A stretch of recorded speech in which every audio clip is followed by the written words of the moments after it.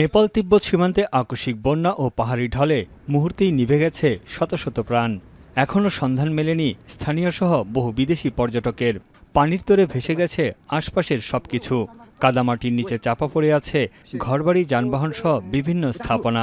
ধ্বংসস্তূপের মধ্যেই চলছে প্রাণের সন্ধান। ক্ষয়ক্ষতির আসল চিত্র এখনও নির্ধারণ করা সম্ভব হয়নি। এরই মধ্যে ঘরবাড়ি হারিয়ে নিঃস্ব অনেকে। নেপালের নোয়াকোট জেলার নদী তীরবর্তী বাসিন্দাদের নিরাপদ স্থানে সরে যাওয়ার নির্দেশ দিয়েছে স্থানীয় কর্তৃপক্ষ। প্রিয়জনের খোঁজে বিধ্বস্ত ও ঝুঁকিপূর্ণ এলাকায় অপেক্ষা করছেন অনেকে। কাদামাটির স্তূপ থেকে টেনে তোলা হয়েছে বহু মানুষকে।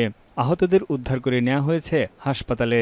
পর্যটন এলাকা এখন রূপ নিয়েছে ধ্বংসস্তূপে, যেখানে এখন শুধুই হাহাকার। বেঁচে ফেরাদের মুখে উঠে এসেছে ভয়ঙ্কর অভিজ্ঞতার কথা। माथि माहलो छतमा पनि आइपुग्यो। अब लड्दै मार्दै भन्दा अनि 1 घण्टा पछि अलिक घटेर गयो। কাদার তীব্র স্রোত ভাসিয়ে নিয়ে গেছে সবকিছু। কোথাও যাওয়ার পথ ছিল না। চোখের সামনে কাদার নিচে চাপা পড়ে প্রাণ হারিয়েছে প্রিয়জন।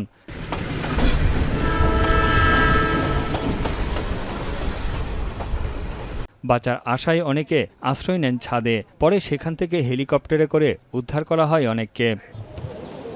ক্ষতিগ্রস্ত এলাকায় চীন, ভারতসহ বিভিন্ন দেশের সহায়তায় উদ্ধার কাজ নিরলসভাবে চালিয়ে যাচ্ছেন কর্মীরা।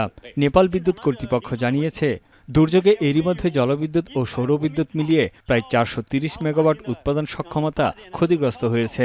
ভেঙে পড়েছে যোগাযোগ ব্যবস্থা। কয়েক সেকেন্ডেই ধ্বংস হয়ে গেছে বহু কালভার্ট, সেতু ও সড়ক। রাসোয়া সীমান্ত ক্রসিংয়ে তিব্বতের সঙ্গে যোগাযোগ বিচ্ছিন্ন হয়ে পড়েছে নেপালের।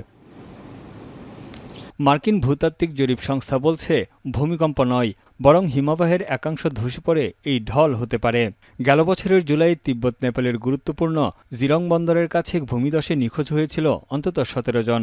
সাধারণত জুন থেকে সেপ্টেম্বর পর্যন্ত বর্ষার মৌসুমে দক্ষিণ এশিয়া জুড়ে প্রায়ই এরকম প্রাণঘাতী বন্যা ও ভূমিধসের ঘটনা ঘটে।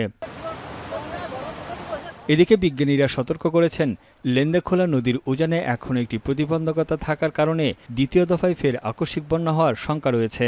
2015 সালের প্রাণঘাতী ভূমিকম্পের পর এটিকে নেপালের সবচেয়ে বড় প্রাকৃতিক দুর্যোগ হিসেবে বর্ণনা করা হচ্ছে। তানভীর চনি, এখন বিশ্ব।